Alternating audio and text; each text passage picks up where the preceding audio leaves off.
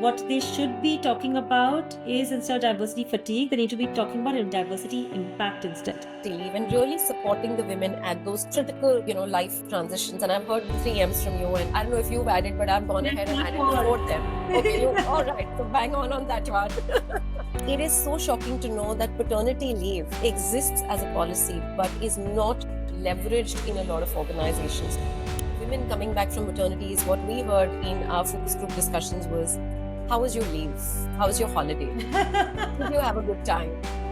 So people are obviously not parents who ask those questions. This is definitely a form of gender bias. In fact, I remember so clearly a company once came and told me. All right, so officially, welcome to Tales and Lattes, a conversation forum where we get together to challenge ideas, to break down big conversations, and in some ways, push for real change. I am Diksha Khera, founder of The Power Pivot, and your host and moderator for today for this super important conversation. At The Power Pivot, we work with organizations, we work with individuals on all things inclusion, equitable, and well-being focused. And today we're in this conversation diving into one of the most polarizing topics or themes in the corporate world right now, which is a question that is making waves in the boardroom, ERGs, coffee table conversations, and beyond. It's a word that a lot of us may not want to spell out in the open, but it's called the diversity fatigue. And, if we were to be real around this, for years, for decades, this was the corporate buzzword. We've seen very bold commitments. We've seen big budgets, larger than life programs and interventions, and very, very, if I could use the word, passionate advocacy. But now, unfortunately, the reality has kind of overturned. There are layoffs happening in DEI teams, shrinking investments, and a growing sentiment that possibly this was just a phase. And that then makes all of us question, was DEI ever truly a business priority or just another corporate checkbox? To unbox this super important theme, I'm mighty excited that I'm joined by Neha Bagaria, founder of Herky, and someone who has worked passionately over the years in this space. I don't think I could have thought of anyone else for a more well-rounded opinion than hers on the subject. So Neha, if I could spotlight you right here in the conversation and request you to come in and bring to life the work that you've been doing over the years. Thank you, Diksha. It's really a pleasure to be here. And, thanks for bringing up this very important conversation that must be had and especially needs to be had in corporate India where we stand today. So just by means of introduction, I'm Neha Bagaria. I'm the founder and CEO of Herky, formerly Jobs for Her. We are turning 10 this International Women's Day. So it's been quite a decade of understanding what makes corporate India tick and why they care so much about getting more women in the workplace. And the spoiler alert is that it's not just because it's good for a checkbox. But let's talk more and we will delve into it deeper. Sure. Thank you so very much, Neha. So Neha, before we go any deeper into the conversation, I want to understand from you as someone who's been working in this space. When you hear the word diversity fatigue, what is the first thing that comes to your mind? Disha, the first thing that comes to my mind is the fact that maybe people are not understanding what we mean by diversity. Yeah, when they say diversity fatigue, I think they're referring to a fatigue in terms of the number of initiatives or programs or that they have seen being rolled out, and with some giving some results, some not giving so many, etc. And a lot of conversation happening around the space, but not that much action. Yeah. Frankly, what they should be talking about is, instead of diversity fatigue, they need to be talking about diversity impact instead. In terms of seeing that which parts of these conversations and initiatives and programs are actually resulting in action and impact to the company's bottom line. Because finally, let's be clear about it, companies exist to make profits. And whatever we do, whatever companies put their money behind needs to affect the bottom lines to actually be self-sustaining. Yeah, absolutely. And I think I like that shift of lens already. Uh, so tell me, Neha, given that you've been working with so many organizations, and congratulations, you said it's a decade of Herky, or what was formerly known as Jobs for Her. Back in the day, I think my association with you dates back from Jobs for Her days. So congratulations on that. But that also means that in the last 10 years, basis how this curve has really shaped up globally and in India, uh, you must have seen an exponential rise, right? Uh, and now with some of the scaling back that is happening, what is the sentiment that it leaves you with? Do you think it then goes on to show that bringing different people to the workforce, unlocking diverse talent pools, was truly a business imperative, and now it is so easy to deprioritize it? Or were there any optics for a good cultural moment that was happening around us? No, so Diksha, I mean, so at Herky, we work with over 20,000 companies on our platform. Yeah, and we've always seen a very wide array of companies that work with us. There have been the large MNC companies that have had very stringent DEI goals, and a lot of these originate from, America and other countries, which also permeate into India. We've also had a lot of large Indian companies that recognize that, look, we need to hire good talent. And if we want to win this war for talent, we need to make sure that we are not losing access to 50% of the talent that is out there, which is the women population. And then there are lots of SMBs and startups where they just want talent, period. Okay. They don't care from where, what the gender is, what the race is, what the caste is, what the religion, nothing. They just want good talent and at affordable prices. And so the different goals of companies have been wide and varied. But finally, the result has always been for us making sure that women get access to a huge number of opportunities in these companies. Yeah. So today also, when we look at the kind of reaction that companies have had to the recent news, we are seeing the same difference, okay, in the reaction of these companies. The ones that were working with us because they had stringent DEI goals that they wanted to satisfy, okay, have had a knee jerk reaction in terms of, we don't know what's going to happen with this goal. So, let's wait and watch.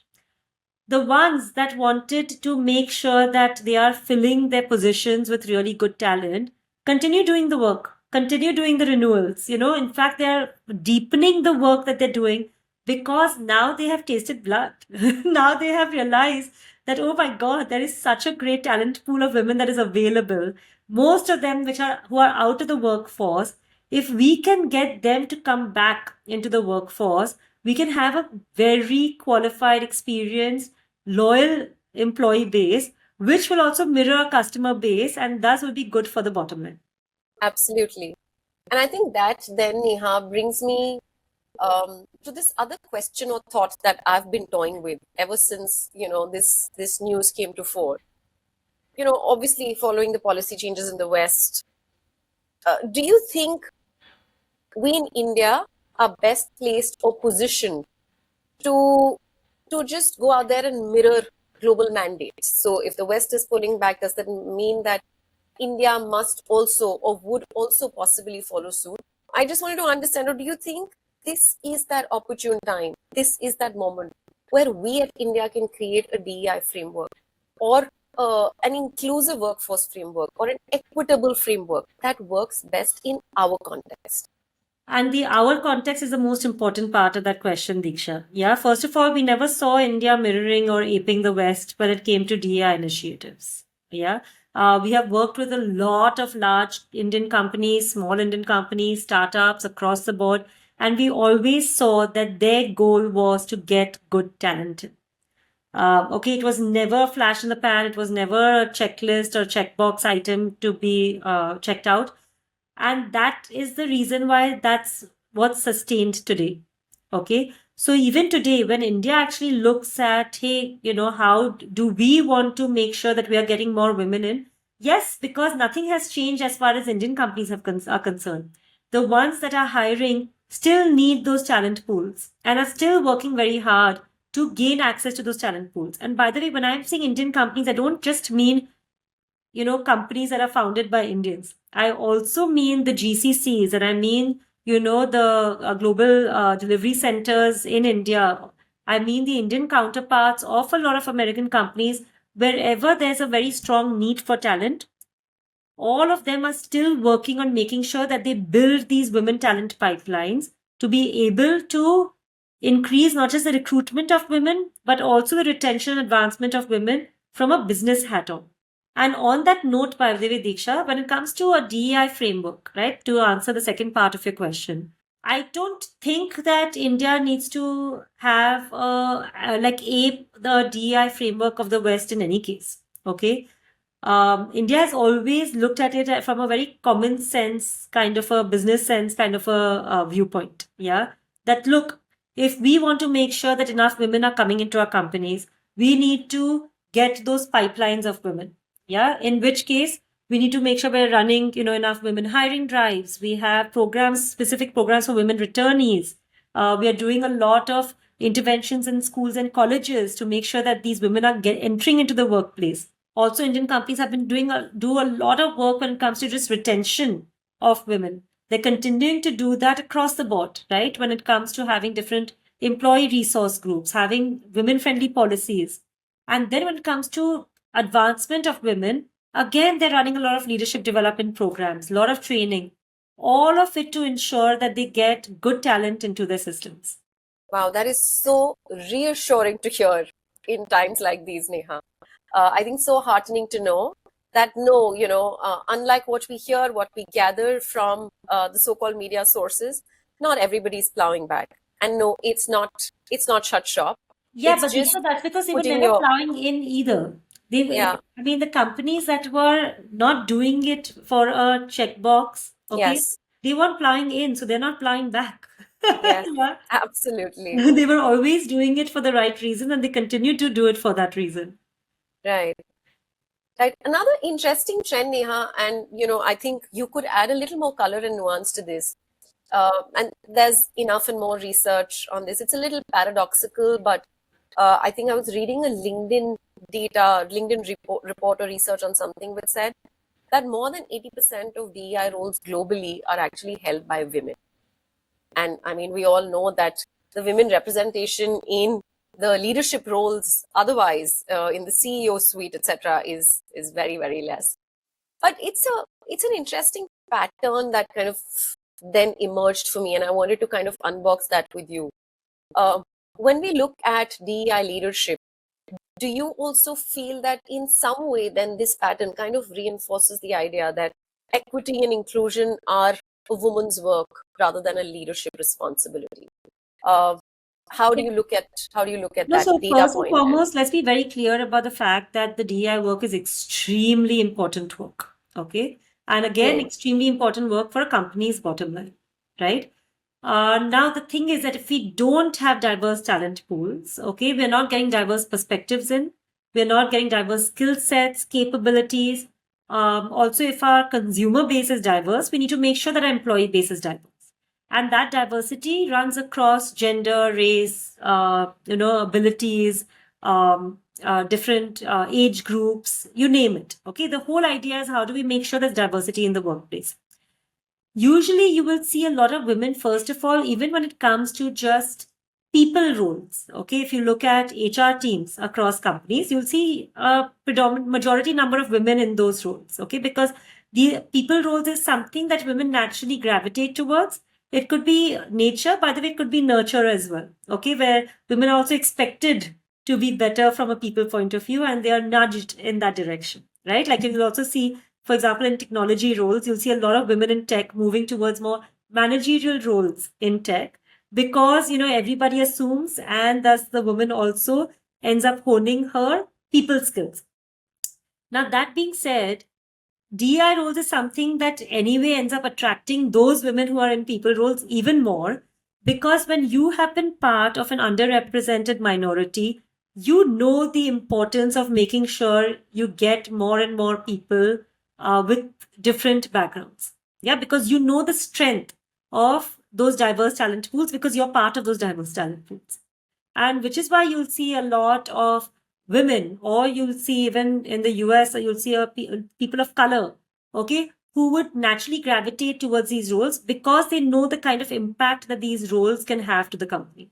Well, yes, that's an interesting play of things, and I think, like you rightly pointed out, that that is also something that we see play out in people strategy roles or HR roles, and the why behind it is something which is still kind of puzzling to the mind, and it brings you to that moment of an unconscious bias where Yeah. like they say that neural slotting is the other end of diversity. So are we in some way already slotting and saying Yeah. that women are likely to thrive more, do better, have more impact in a certain set of roles, which then defeats the whole purpose It does. of I totally agree with you, diversity, Diksha. Yeah, right? and this is definitely a form of gender bias. In fact, I remember so clearly a company once came and told me that, Hmm. Neha, you'll be really happy to hear we've done this huge exercise in our company, and we now know specifically which jobs in the company are suitable for women. Wow. And I was Hmm. like, Yeah. 1 second. Every job is a job for her. Yes, absolutely. And we do end up slotting women. We do end up slotting different stereotypes of people into different roles, and that's again a big disservice that we do to a company. Hmm. Absolutely. And then, Neha, just a follow through on that one would be then, what really is the way forward? How do you see this unfold? Because I see this slotting happening at multiple levels. Just this morning, like I mentioned to you offline, we were having a chat on intergenerational diversity. You talk of diverse perspectives coming to fore in any space of life. Yeah.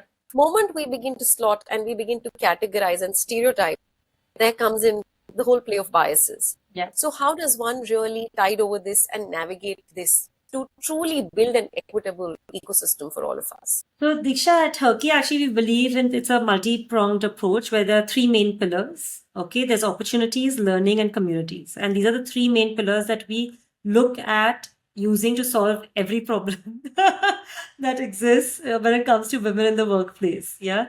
When it comes to opportunities, it's about making sure that we open up enough opportunities for women. Okay, and this could be in terms of when you're looking at new candidates, fresh candidates, it could also be within the companies.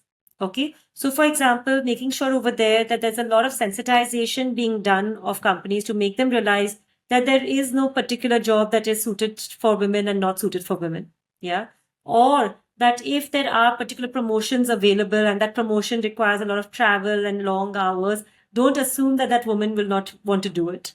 Yeah. So first and foremost is ensuring that we level the playing field in terms of the access to opportunities that women get. Secondly comes the learning. The learning piece, by the way, also needs to happen at the women's end. Okay, where, for example, when it comes to a lot of niche roles, women don't spend enough time, money, and energies into upskilling themselves and keeping up with the latest technologies. Okay, and the reason for that usually is because there's a second shift waiting for them by the time the first shift gets over. So, figuring out how do we change the way learning is delivered to women, okay, to ensure that they're keeping up and so that they feel that they're qualified for the kind of opportunities that we are opening up for them. The third and the most important part is the communities piece, which is actually changing the narrative. Okay, where we need to ensure that we showcase women in these different spaces. Okay, like for example, how many manufacturing companies now have started creating particular manufacturing units that are completely run by women, right? Including every job, starting from a security guard to a heavy machinery operator to the warehousing, everything. And they've realized that productivity has gone up.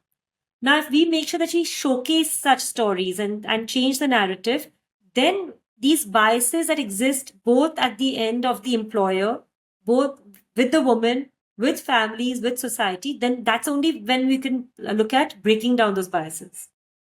Yeah, very interesting. In fact, I was hearing about this from a couple of my conversations as well. A lot of manufacturing firms now have these all-women plants, Yeah. etc., which then totally breaks away this whole myth that only these roles are earmarked for women. But tell me, Neha, with so much that has been happening in this space, we still see a substantial gap when it comes to women representation across some of those levels. What really is the missing link then? I know it's work in progress and I know it's one step at a time, and I understand that sentiment. But what, according to you, can really accelerate the momentum and the pace for us to truly get more women representation at the top? Well, Diksha, the representation at the top is definitely going to take time, okay? Because, this is a build up of talent that has to happen while going up, right? And in India, we definitely have the broken rung problem, because, and usually if you see the reason why the broken rung happens, it's because of life stages.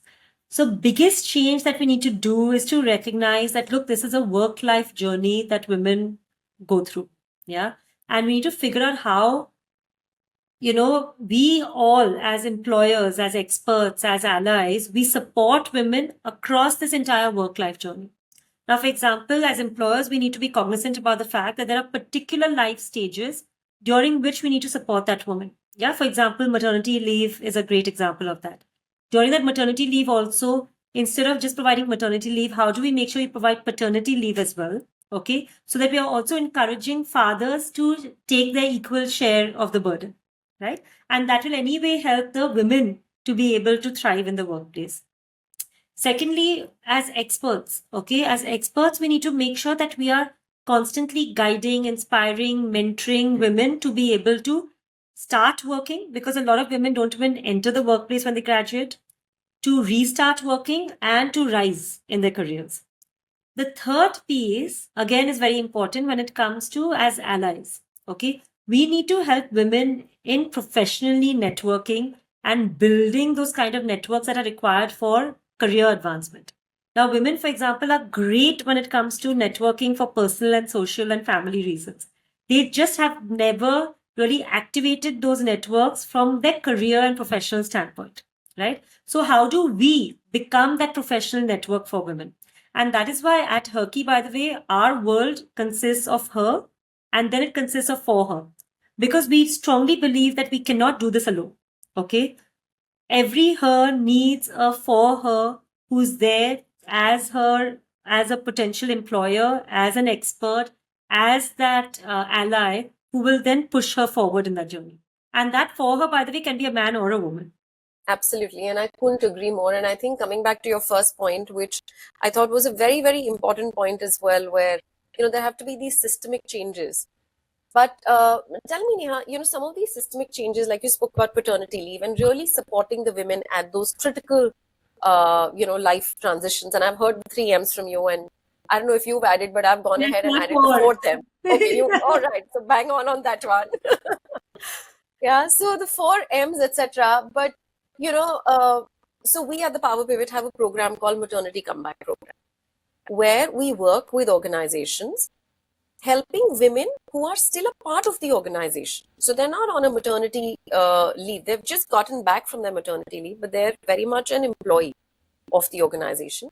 We work with them on an enablement journey, which is a 3 to 4 month enablement journey, and all virtually designed enablement journey, with the intent of helping them with transitions by way of working with them on their mind, body, and connect specific needs. Super.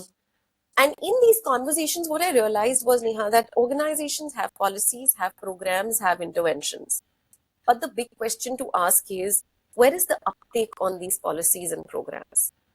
It is so shocking to know that paternity leave exists as a policy, but is not leveraged in a lot of organizations to its fullest. So what then does one do to kind of tide over a mindset shift? That is why that third pillar is so important, Diksha. Okay, the third pillar is communities, right? It's about the power of communities, the power of storytelling, of changing the narrative, showcasing role models, making people realize that there won't be any sort of negative bias against them if they take up those kind of policies and those leaves. They will not be find themselves not being promoted in the next cycle because they took up that leave, etc. So policy, just putting out the policy is not enough. Yeah, there's a lot of changing of mindsets that has to be done along with that policy, and that goes across the board. Yeah, because I mean, usually what we've seen when we're working with companies, for example, at the top, there's all the right intention and the right messaging and communication. But finally, that has to trickle down all the way to the bottom layer, because finally, it's that bottom layer that is interacting with that woman at the front, right? Now, for example, if one of the women who've come back from the maternity leave, now, if she every day needs to leave the office at 6 p.m., which is the official, leaving time anyway, but every time she gets up to leave, if somebody's looking at the clock, nobody's saying anything. Yeah. But if she sees that somebody's looking at the clock every time she leaves, she'll start thinking that she doesn't belong here. Yeah. Something as simple as that. And that's why, along with all this enablement, we need to do a lot of sensitization and a lot of role modeling to showcase that good behavior. Because, I mean, this is also decades of upbringing and exposure, because of which we all have biases. Yeah. And, there's a line by Sheryl Sandberg that I love, which says that you cannot change what you're not aware of. But once you are aware, you cannot help but change. So true. I love that one as well. Yes, absolutely. Coming back to these biases, I think one of the other biases that really plague women coming back from maternity is what we heard in our focus group discussions was, how was your leave? How was your holiday? Did you have a good time? And Those people are obviously not parents who ask those questions. So many women were like, we don't even know how to respond to that. Like, where from here? Where do we even start? So yeah, it is a long way, and I totally hear you. I totally resonate with you that there is a lot of work happening in a lot of quadrants simultaneously. Yeah, and Disha, I have to say this is also a self-fulfilling prophecy, Right. It is a virtuous cycle in the sense that the more women succeed in the workplace, the more companies are realizing that, hey, this works, this is great, we should get more women in. And we're seeing that, right? Now it's been 10 years of Herky. Yes. And the number of stories we've heard from women and from companies, and I mean, the person who, first restarted her career on the JobServe platform 10 years ago, she has just risen up the ranks in the company that she joined then. And she now, for example, has become the biggest ambassador within her company and outside the company. Yeah, so she's making sure that enough opportunities are opened up for other women to pave the way for other women, or enough policy changes are made in the company, or enough, and she herself has become a role model for other women. Yeah, so a lot of things at play there. It's not just about your own growth, but it's also about helping others rise through the process. Yeah. And it's also a lot to do with self-advocacy. We know this through various shapes and forms that it has been established. Self-advocacy does not come naturally to women. What's going to be your reflection point on that? Any personal narratives that you have to share on how you have kind of navigated your own self-advocacy story? Did it come naturally to you? If not, how did you go about establishing that side of you? And how do you think it could help some of the women who are either wanting to come back or wanting to rise up the ladder? Because I think it's a very, very important part of owning who you are. Yeah, and that's exactly it, Disha. I think, you can promote self-advocacy only when you promote authenticity. Absolutely. Yeah. And that is finally what will work in the world of women, because we actually have to believe in what we are saying and what we are showcasing. True. The only thing is the problem is that women, even when they have done really good work, they feel that they shouldn't come out there and talk about it. Yeah. And that is why through Herky, we run a Lens program for different networks and in our different clubs. And the 4 pillars in that is learn, engage, network, and the S is for showcase.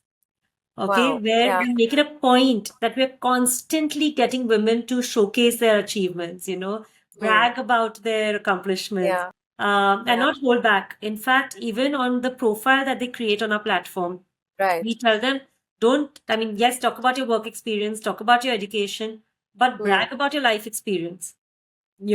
Showcase the kind of skills that you have picked up thanks to your life experience. Because frankly, in the world that we are entering, where robots are going to be Yes. the biggest competitor. Forget men versus women, right? It's going to be women versus robots.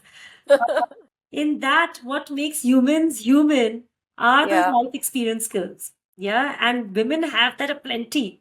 So it has, absolutely. we do a huge push to get women to showcase themselves while being Mm. authentic. Yeah, so I think that was a little zoom in around the women aspect of things.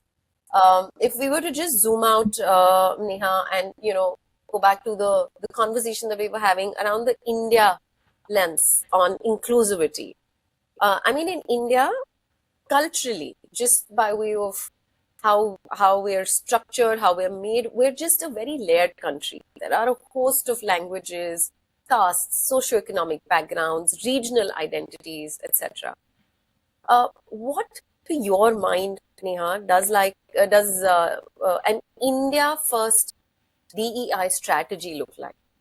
What do you think are some of the real inclusion challenges that companies need to address when it comes to the India story? I think, Diksha, when it comes to diversity of different ethnicities and different communities, etc., because India is so diverse, okay, we're used to it. Yeah. Um, of course, there will be different cultural nuances that will play up, etc. But if you look at corporate India, that's something that they have, been able to overcome. Yeah. The problem definitely still is there from a gendered point of view.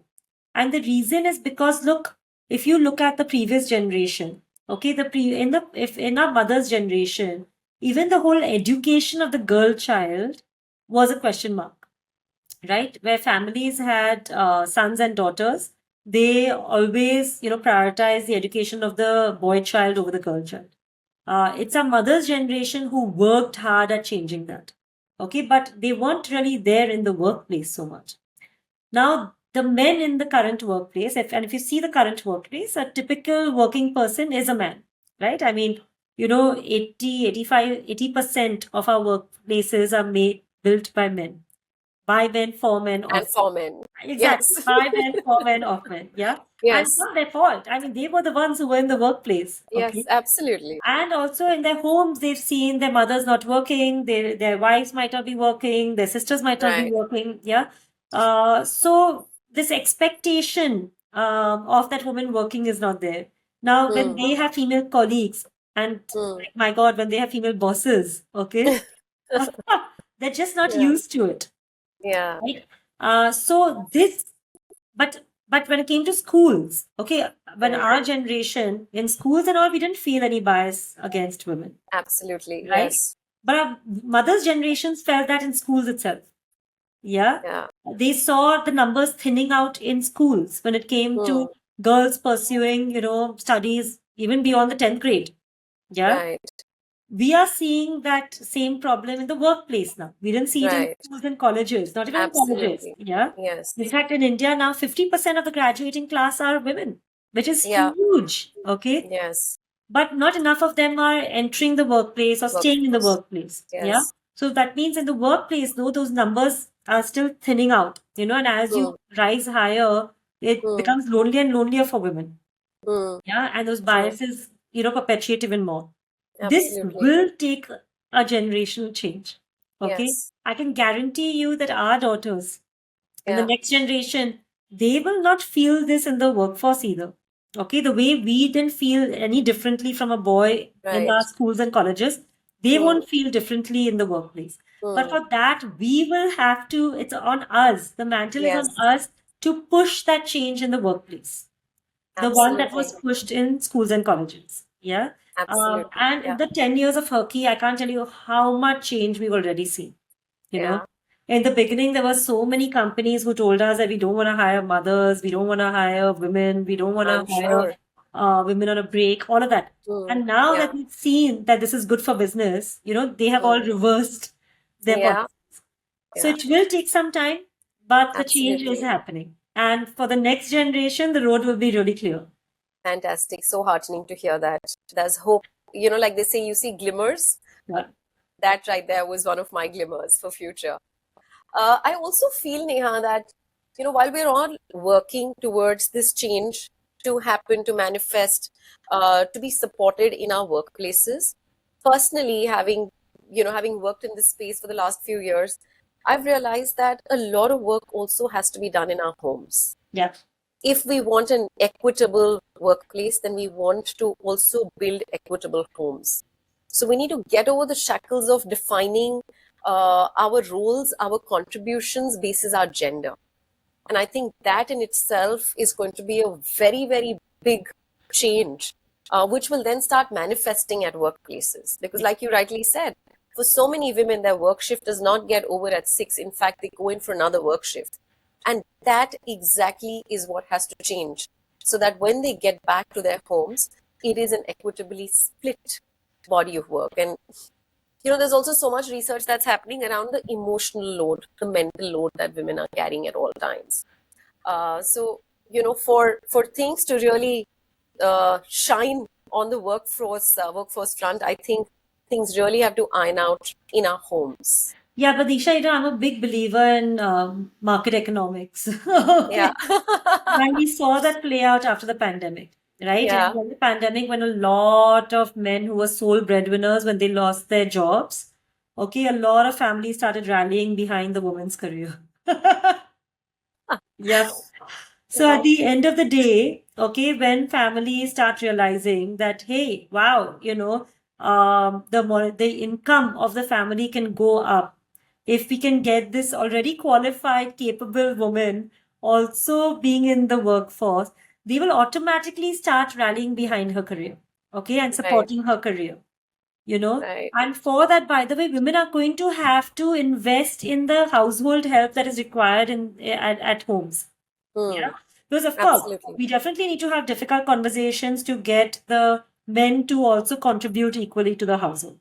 Yeah, Absolutely. I think 80 or 85% of caregiving responsibilities are taken over by women. That has to change. Okay. Absolutely. But at the same time, while that is changing, we also need to invest what part of what we are earning into delegating that work, outsourcing that work in the homes and not feel guilty about it. Also realize that even if a significant portion of your salary might go into that right now, okay, but your salary will grow at a higher pace than the help salary. Okay, so in the longer run, you will Yeah. still be positively off. Plus, Yeah. you will be giving somebody else a job. Yes.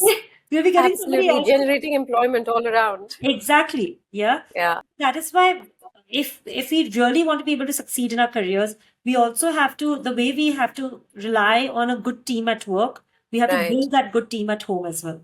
Absolutely. Yeah, and we have to take the reins of it. We have to take ownership of it. We can't be sitting around waiting for somebody to have a change of heart. Okay, we have to kind of write that change of heart. Absolutely. And I think this also then zooms in on the importance of building your own support system. Yeah.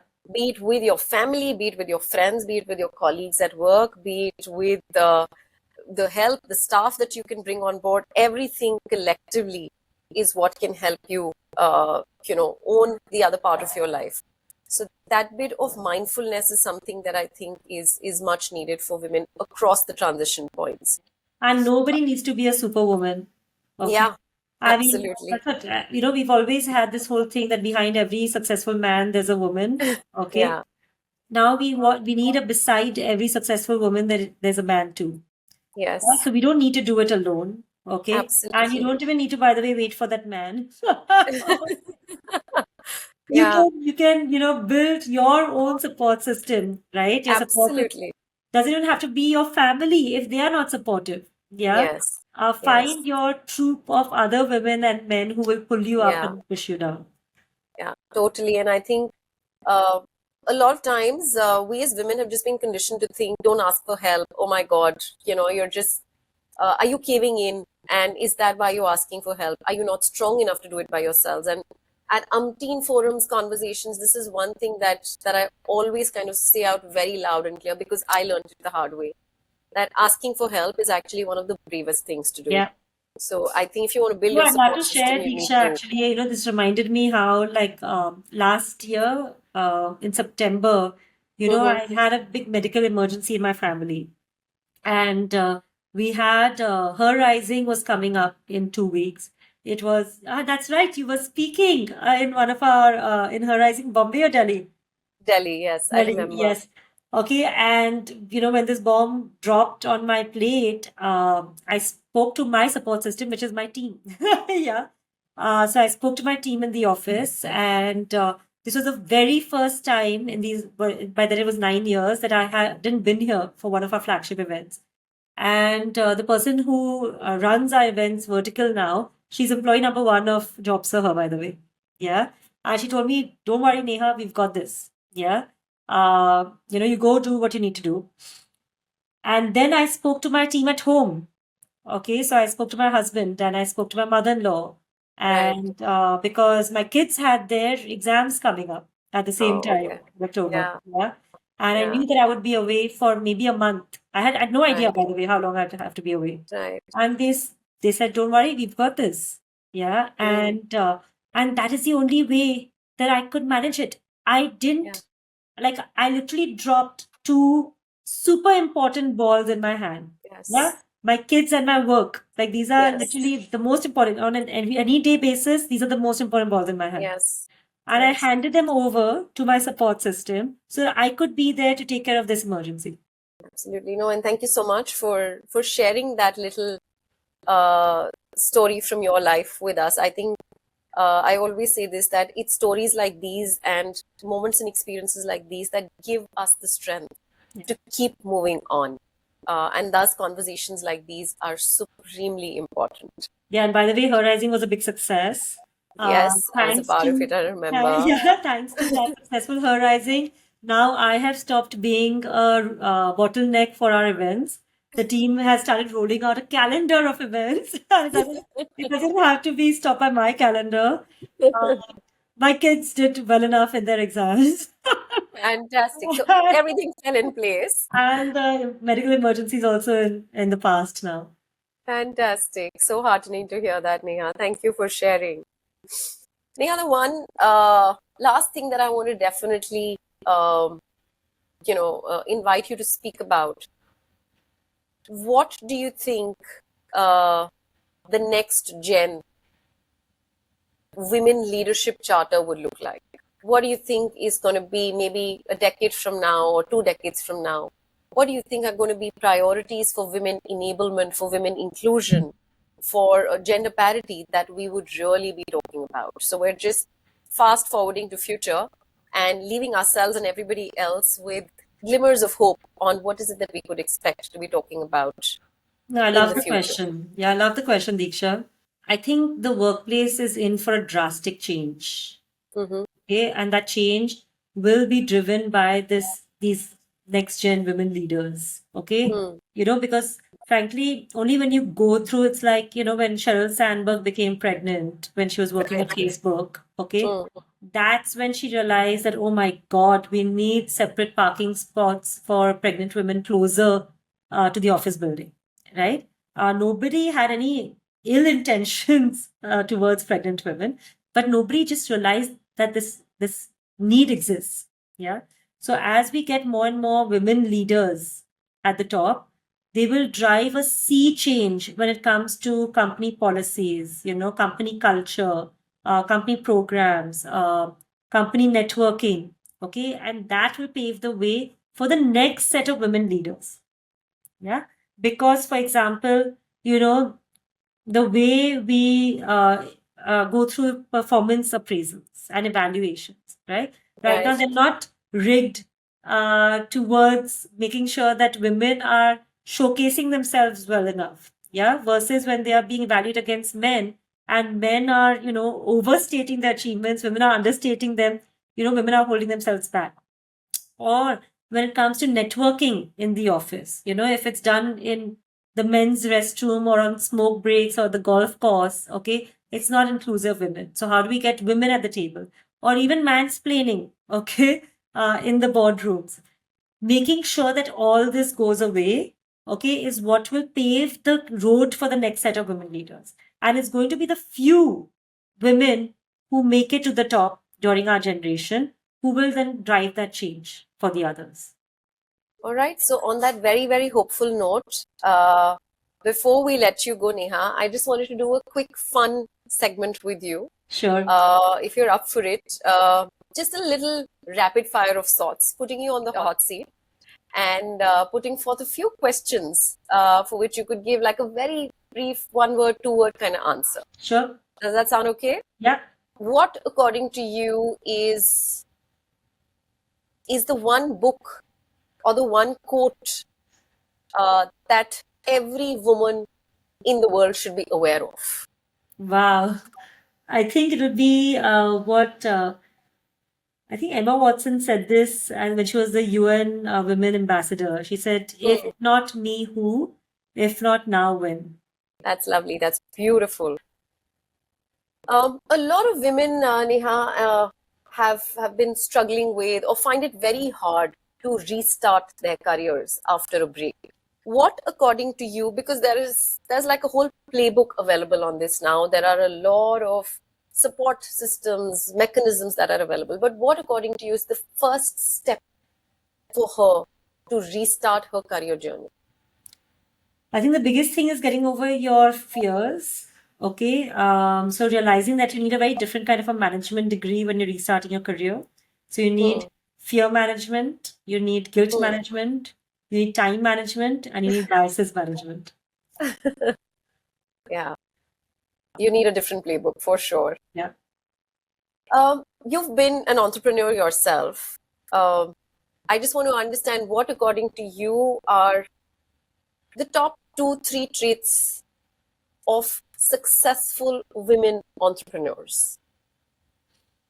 I think the biggest thing is believing in the vision that you are trying to, or rather believing in the mission that you're on. Yeah. So that mission centricity is a big top trait just because that kind of keeps you going even through the rough patches. The second one will be grit and perseverance, because if there's anything that needs a lot of grit and perseverance, it's an entrepreneur's journey. Yeah. And the third one is actually celebrating the small wins. Because during this long and arduous journey, it's very important to also be grateful and enjoy the smaller wins that you will get on the way. Absolutely. Have fun along the way. Yeah. It's worth the ride. You've also been on this, on this journey where I believe a few years back, Herky got funding and, you were on that journey. So tell me what, as a woman-led business, what was the biggest funding challenge that you faced, if at all? Okay, let's just put it this way. I was a sole woman founder pitching to predominantly male investors about a business centered around women's careers. Yes, absolutely. Yeah, must have been some journey there. Yeah. But congratulations on that win as well. Guess who was my lead investor finally? It was a woman investor. Yes, I know. I've heard about the story. Absolutely. And that's why I specifically was keen to understand and unbox this lens with you. The one last thing, Neha, women and their relationship with money, as I gather and as I understand more conversations that I have with women, is slightly lopsided. What do you think is the one lesson every woman should start with on making their relationship with money much better? I think you have to stop looking at it.